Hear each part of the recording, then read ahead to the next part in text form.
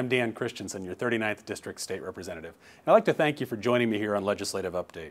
You know, Article 9, Section 1 of the Washington State Constitution reads, "It is the paramount duty of the state to make ample provision for the education of all children residing within its borders." Over the years, the legislature has struggled with what it means exactly to make ample provision. In fact, there have been several lawsuits attempting to clarify just what that means. The latest one was a lawsuit that was filed in January of 2007 by a group of parents, advocacy organizations, and school districts. That suit, known as McCleary versus the state of Washington, argued that the state is failing in its efforts to fund a basic education for its children. The McCleary lawsuit finally made its way to the state Supreme Court, and on January 5th of this year, just 4 days before the legislature convened in this 2012 session, the Supreme Court ruled. It said, "Paramount means the state must amply provide for the education of all Washington children as the state's first and highest priority before any other state programs or operations." In other words, we need to fund education first. I was surprised, but also delighted, because the Supreme Court was basically emphasizing what I have been saying for years, that we need to put education as the state's highest priority, and in my mind, that also means to fund education first. Several years ago, I introduced such legislation, a measure that would separate education from the rest of the operating budget and give education the first dollars of the budget, not the last dollars.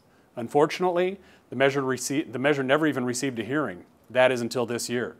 House Bill 2533 to fund education first was heard on January 31st in the House Education, Appropriations, and Oversight Committee. During the hearing, the legislation received broad support from education advocates, including the Washington Education Association. Several days later, we also came out with a Fund Education First budget. You may recall the governor had plans in her budget proposal to slash kindergarten through 12th grade education by nearly $500 million. That also included large reductions to levy equalizations. Those are dollars that are needed for school districts in our property-poor counties. She also proposed to cut the school year by 4 days. The governor then said she would reinstate all those cuts if taxpayers would approve a $500 million sales tax increase. Now let's remember that the state's already expected to take in nearly $2 billion more in revenue than the previous budget cycle.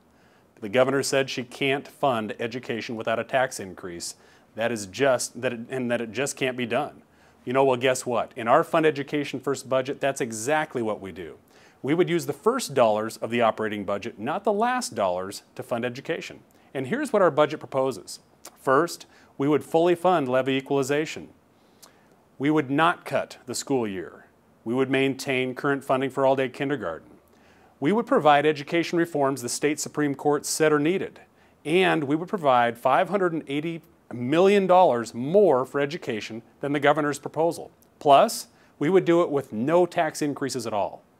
How? It's because we take very seriously what our state constitution and the court says, that education is our paramount duty. It's a matter of priorities. We don't believe education on our children should be used as a way to coerce people into accepting tax increases. Instead, let's do as the court and our state constitution has instructed. Let's put education as our first and highest priority before any other state programs or operations. And let's fund education first. I welcome your questions and comments. You'll see my contact information on your screen. Again, I want to thank you for joining me here on Legislative Update. I'm your State Representative, Dan Kristiansen. Take care.